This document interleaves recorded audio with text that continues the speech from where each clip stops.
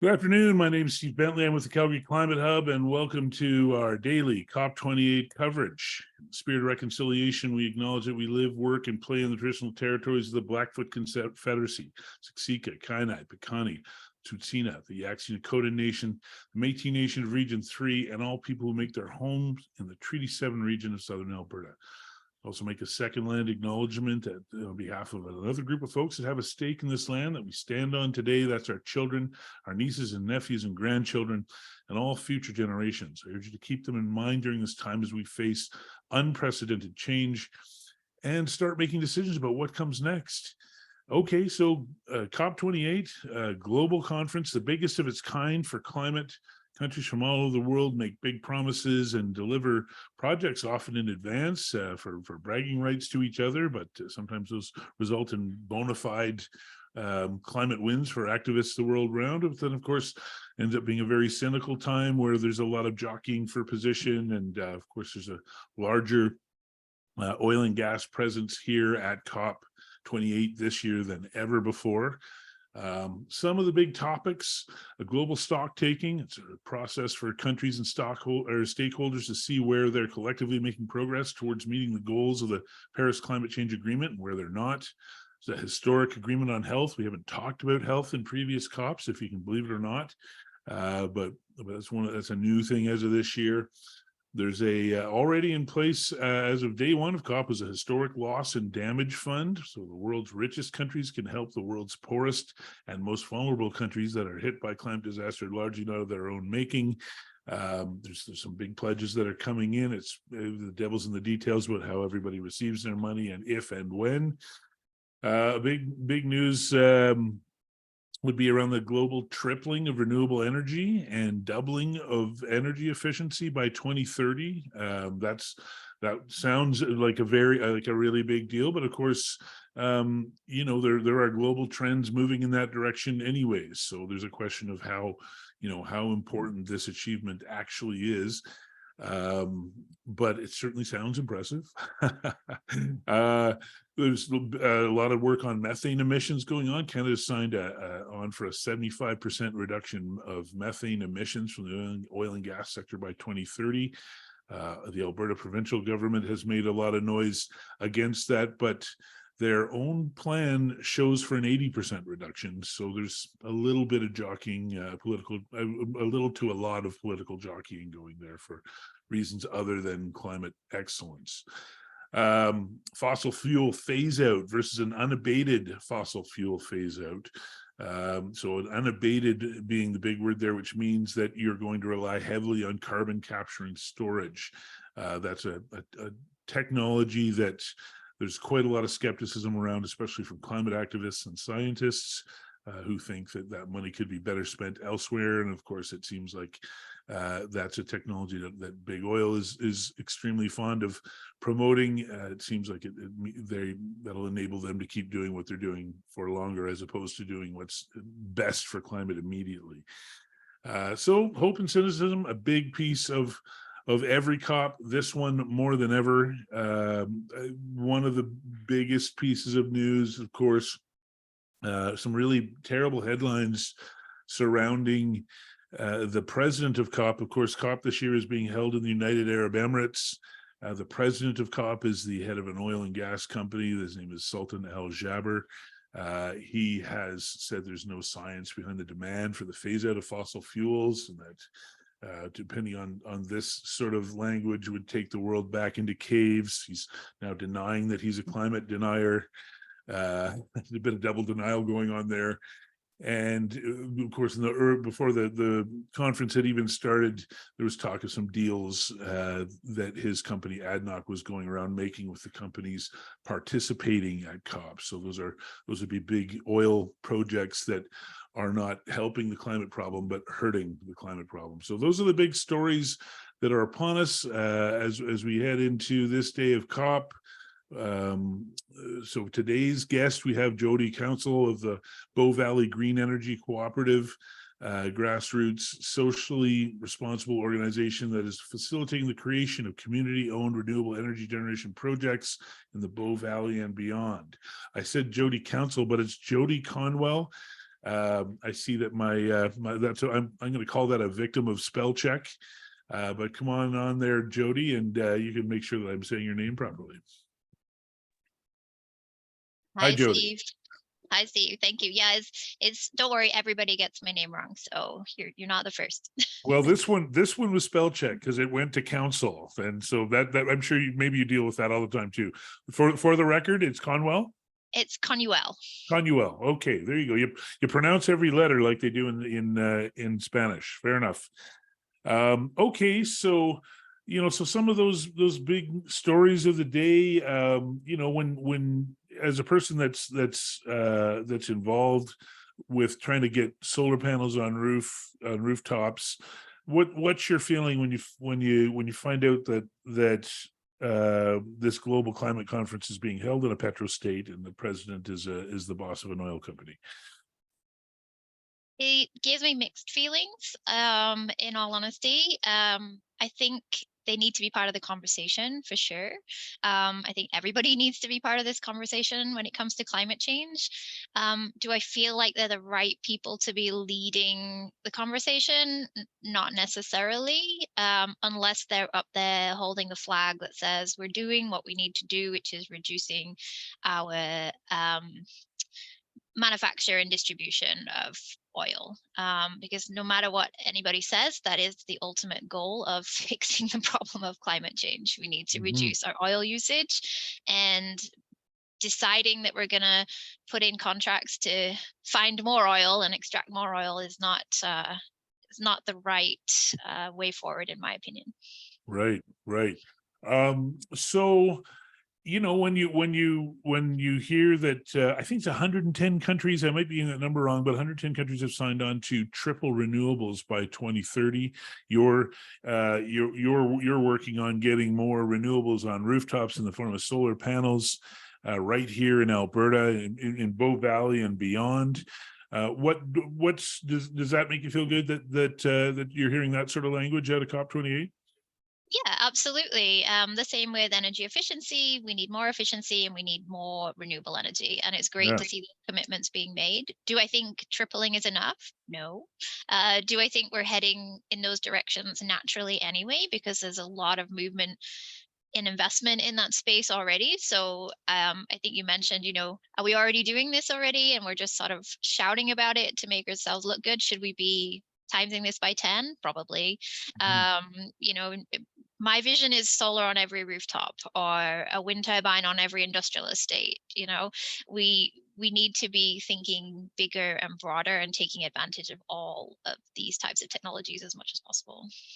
Yeah, I mean, especially here in Alberta with all the wind and solar we got. We'll talk about Alberta in a second there, but another big piece of this conference is you have a lot of countries talking really big on carbon capture and storage. The big oil companies are really excited about that, and I know here in Canada they would like to get, I think it's $50 billion Canadian taxpayer dollars to start their carbon capture odyssey. As a renewable co-op, do you feel like all of this money that Canada would be putting into, if they choose to go and put that money into carbon capture, that will have an effect on renewables and solar? Don't know if it will necessarily have an effect directly on renewables. Do I think we should be using that money to buy renewables instead? Yes. Yeah. But do I think that carbon capture is part of the puzzle? Also, yes. Okay.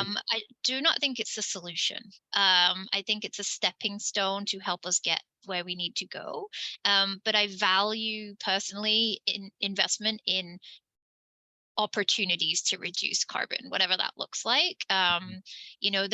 We have to deal with big industry at some point, and it's going to be really difficult for big industries like cement manufacturers, for example, Yeah. to completely eliminate their carbon footprint from what they do. Yes, they're working on it. They absolutely are, but they are probably going to need technology like carbon capture in order to become net zero. So I definitely feel like there's a place and a time for carbon capture, and it's part of the picture, but it's not the ultimate solution. Yeah, and I mean, steel is another company, is another industry, I think, that's looking to that would take to considerable advantage with carbon capture. But there is a strong feeling amongst activists that it seems like the oil and gas industry wants to have all of this investment put into their industry when historically they don't have a great or even good reputation regarding their actions on climate change. And then, of course, they're making more money than any industry in the history of industries. And there is a bit of a feeling like, okay, so now we're going to solve climate change by giving money to the oil companies. It ends up being a hard sell to at least climate activists. Yeah, I think that's a fair point. I mean, my question is to an oil and gas company is, if you think carbon capture is a solution, you should be paying to R&D the technology. Right. Do you perhaps need a little bit of a grant to get you off the ground? Well, there's grants going out the door for all kinds of other potential technologies, so it seems reasonable that they should be able to apply for some of that funding. But do I think they have enough money to do themselves? Absolutely. But I do think that, personally, if they are making these investments and they are tackling these technologies, they could be useful to other people. So, we should be allowing those that have the capacity to take these actions to do it. Yeah, absolutely. And so then at the same time, while all of this is going on and we're trying to figure all this out, the Alberta government has sent a delegation, I think it's over 100 folks, to go over to COP, and the main thrust of their conversation is about how oil and gas is wonderful, is what I'm of course editorializing here. But the other thing, we're hearing them champion renewables here in Alberta, which is kind of awkward given that there's an entirely unnecessary clean energy moratorium that's been put on that'll be in place till at least February, and then we can probably expect more obstruction along the way, or at least that's my opinion. What do you when you I guess maybe just talk a little bit about the conflict between countries of the world saying they're going to triple renewables, and then we have Alberta placing a moratorium on renewables. Yeah, and I'm just going to be like devil's advocate for just a second. Sure. I understand why the moratorium came about. I think it's accurate that we need to make sure that we are making valid assessments of siting, opportunities. Are we taking away agricultural land to build energy plants? There's lots of questions that need to be answered, and I think it's good that we're looking into that. Do I think that we needed to put a complete pause on all kinds of renewable energy? Absolutely not. Especially when you look at the investment dollars that are basically now floating around in space, not doing anything, which were coming directly to Alberta from all over the world, to invest in these renewable energy systems that are now on pause for an indefinite period of time. I think there's a little bit of a juxtaposition to go waving your flag and saying how great Alberta is for investment in renewables because we have so much sunshine and wind, but then to at the same time be putting a finger on a button that says, well, let's just put a pause on this for a second. So it's almost two sides of a coin, and depending on which way the coin lands is how we're going to end up here. Yeah, and of course, there's quite a lot of, again, climate activists that are pointing out that none of this is being applied to the vastly dirtier enterprise of the Alberta tar sands and all of that. It's kind of incredible with and there's quite a lot of talk about the Alberta Energy Regulator being captured by industry as well. So it is kind of incredible that okay, this is what we're really concerned about, getting it right this time when everything else proceeds apace. Like, you can't ever really imagine an Alberta government, for example, saying, we're just going to pause all this oil and gas stuff for a minute and just make sure we're doing everything right. It sounds fantastical in my mind. Yeah, I have to agree. I mean, I would also like to see those standards being upheld to a much more impactful industry when it comes to the environment. Because at the end of the day, you can put in a bunch of solar panels and you can take them away and the site will look pretty much as you left it. You can Yeah.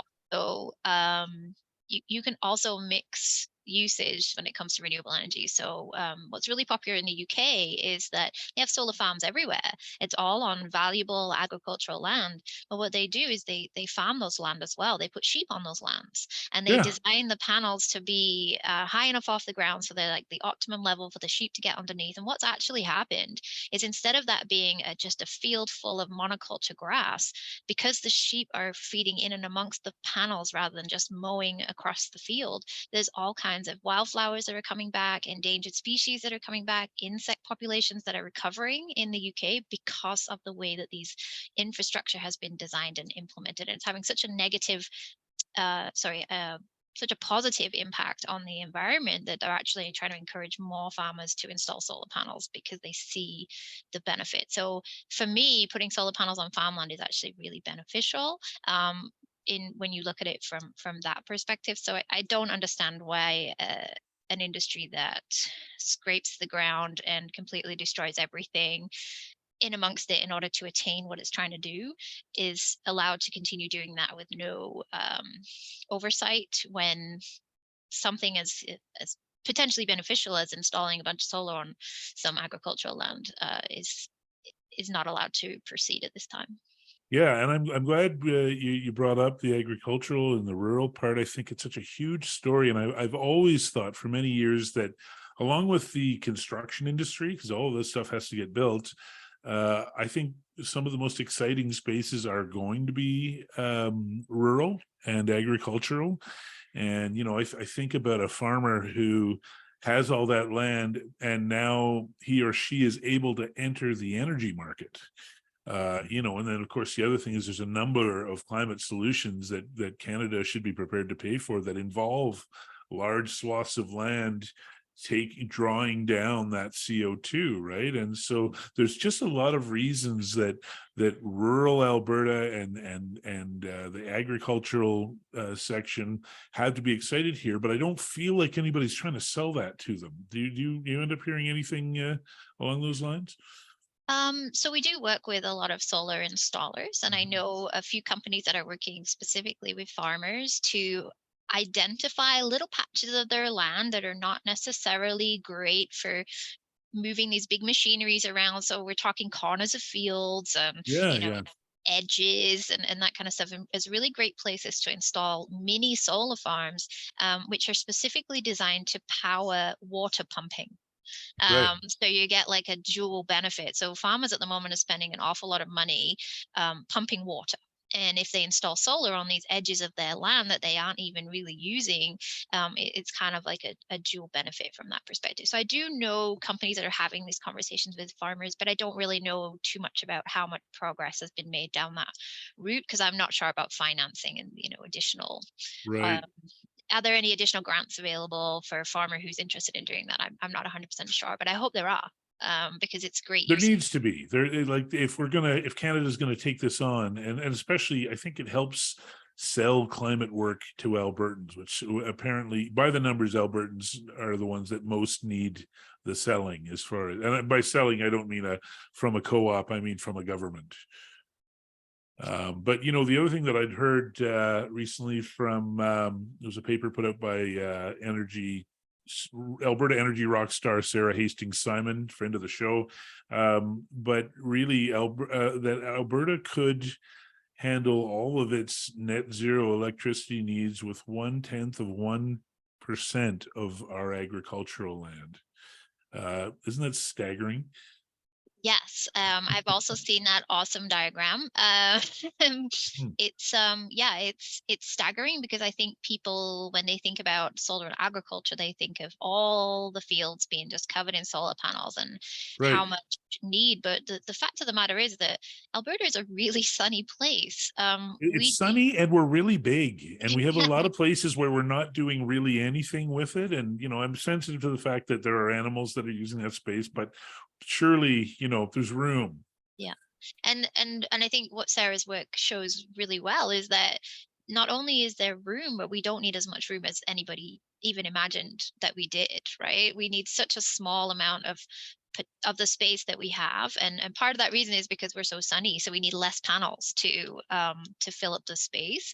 But yeah, it's I think something like that needs to be broadcast far and wide to people, so they understand that if we filled up Alberta's capacity of solar, we'd still have more than enough land to grow our animals and grow our crops. Right.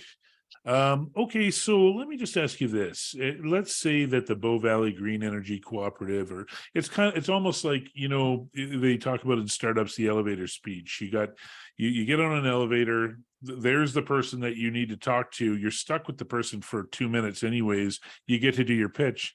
What if you could have, some of the decision makers' ear at COP28? What does solar cooperatives need, to start really making a big impact on our emissions? Yeah, I think what solar cooperatives need is to be understood as their own individual entities. So the interesting thing about solar cooperatives is we're for-profit organizations, which means we don't have access to grants and subsidies and financing that a lot of other organizations who are more not-for-profit do. And even though we operate more like a not-for-profit because all of our profits get reinvested into what we're doing, we don't have access to those types of financing. So it's really difficult to secure financing, long-term financing to, pay for staff and keep our operations running. We're entirely volunteer led and run, which means that everything's done on the side of the desk. But if we had some kind of guaranteed funding that was supplied to us in the same way as perhaps a low-cost loan that's dedicated specifically for cooperatives, or financing that is specific to cooperatives, because we live in this really specific place in the business world, that would be so helpful to all of our organizations, and not just ours, but other renewable energy cooperatives who are operating with the same business model all around Alberta. Yeah, and so I presume that would be the same sort of ask you would have for Canada, or maybe, do you have a separate ask that Canada could specifically do to help you out? I think with Canada is doing some really great things at the moment. They have a social finance fund, which is a relatively new piece of funding that basically fits the bill that I just described. It's being rolled out at the moment, so I expect we'll hear a lot more about it in the next year or so. So I would say thumbs up to Canada right now for taking that initiative. And it's not just renewable energy cooperatives they're trying to support. They're trying to support all those organizations that are trying to do really good things for the environment and social justice, and all of those kind of things, which I think is great. Okay, one of the advantages of me having a daily show like this, where I can talk about the great big picture world stage stuff of COP28, is I can bring that down and talk to Alberta and Calgary and level folks in the ground that are doing important work. And that's why I reached out to your organization, the Bow Valley Green Energy Cooperative. Maybe just tell us a little bit about exactly what you do, and how how we can how our listeners can maybe help get some solar panels on rooftops. Yeah, thanks for the opportunity. So Bow Valley Green Energy is a cooperative that finances itself through community investment. So community investment is people like you and me can give Bow Valley Green Energy a little bit of money, and we use that money to pool everybody's money, and we use it to finance, purchase, and install renewable energy systems on the built environment. So we don't actually build on agricultural land; we build on existing rooftops. The benefit is that everybody who wants to participate in supporting renewable energy but can't necessarily afford to put it on their own home, maybe they live in a condominium, they all get the opportunity to participate in supporting renewable energy. So we take that money, we install systems, and in exchange, we get a bit of money back from the host sites, and then we redistribute that money to our investors. So not only can you give us money and support the renewable energy transition, but we also give you money back with a little bit of interest, which is a bonus for everyone, which keeps the investment and the return in the community as well. So there's economic benefits, there's environmental benefits because we're reducing the need for dirty electricity from the grid, and the social benefits, because we try and target organizations that wouldn't necessarily have the money in the bank already to install their own systems. So we're helping organizations who don't have that capacity to install renewable energy systems install systems. So we're putting them where they wouldn't necessarily have been without our input. We currently have 455 kilowatts of installed renewable energy across 4 systems across the Bow Valley. And this coming weekend, actually, we're celebrating the switch on of our 4th system at Temple B'nai Tikva in Calgary, which is really exciting. We've done 2 installations this year. If people are interested in learning more about us and how to get involved, just simply check out our website, which is bvgreenenergy.org. Send us an email. We're happy to have a chat. Has the moratorium impacted your work at all? It actually hasn't, because the moratorium is more against large-scale installations that operate under a different set of regulations. We install our installations under a separate set of regulations that works directly with the building owner. So we've kind of managed to skirt that problem by our unique design. Right. Good. Okay. The other question, you mentioned a solar panel on every rooftop, and so one of the questions that I had lined up sort of in my pool of questions I was going to consider asking is just, I do like to ask people from time to time if they've got any big ideas. I think of it in my mind as capital B, capital I, a big idea. And a solar panel on every rooftop sounds to me like a big idea. It's a vision. And I want to give you a chance to lay that out a little more if you feel comfortable doing it. Yeah, absolutely. And it's really where Bow Valley Green Energy grew from. We started off with the idea of putting solar on every rooftop. We're looking out the window, like, why? Why isn't there renewable energy on every rooftop? It I makes think about it every perfect day. sense. Right. Yeah. I drive around all the time. I'm like, oh, that roof would be perfect for solar. Why doesn't it Right. have solar? And Especially here in Calgary, it's flat. yeah, I think about all these areas where they get sun all day, and it's just like, what's going on? Sorry, go ahead.